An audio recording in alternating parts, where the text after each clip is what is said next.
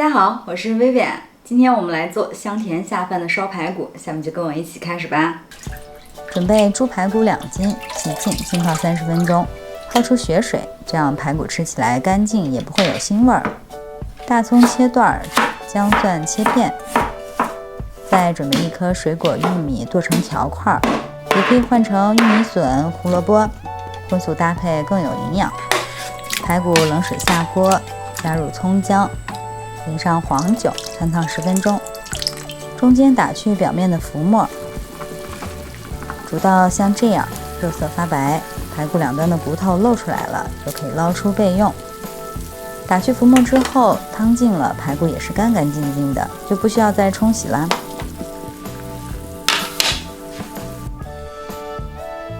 准备个生炒锅，热锅加入适量的油，下入60个冰糖，小火慢炒，炒至融化变成焦糖色。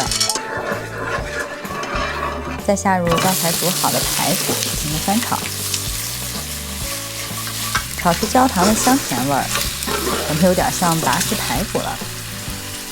这时候再加入30克生抽，15克老抽，再炒出酱香味儿，炒至排骨裹上酱色。再加入切好的葱姜蒜，简单翻炒几下爆香。倒入提前烧好的开水，量可以多些，至少要没过排骨。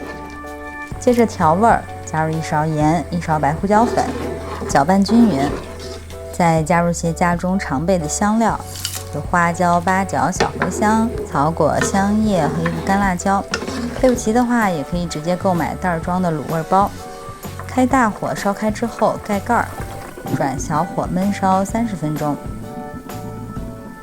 最后10分钟再加入玉米一起烧，这样玉米的熟度刚刚好，甜甜的还爆汁儿。时间到了，食材的颜色非常漂亮，香味也是非常浓郁。最后呢，大火烧汁儿，喜欢用汤汁拌饭的可以多保留些汁水。出锅前在盐的锅边淋上1圈香醋，翻炒出香味儿，再撒些切碎的蒜苗就完成啦。趁热出锅装盘，淋上汤汁儿，就可以美美的享用喽。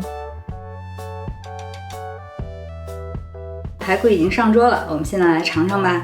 用爱烹饪，用心品味，我是薇薇安。今天分享的这道香甜下饭的玉米烧排骨，味道真是棒极了，不比外卖香吗？喜欢吃肉的，赶紧下厨试试吧。喜欢我的视频，不要忘了关注、点赞、转发，谢谢支持，下回见喽。贴秋膘系列之红烧排骨，这个排骨是猪身上我认为是最好吃的一个部位。